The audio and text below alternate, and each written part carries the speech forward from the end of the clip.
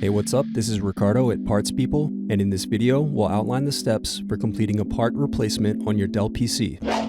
Visit our website and use this coupon for a 5% off discount.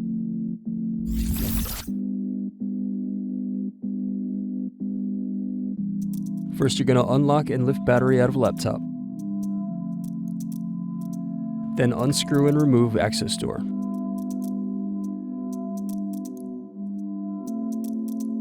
Now unplug antenna cables.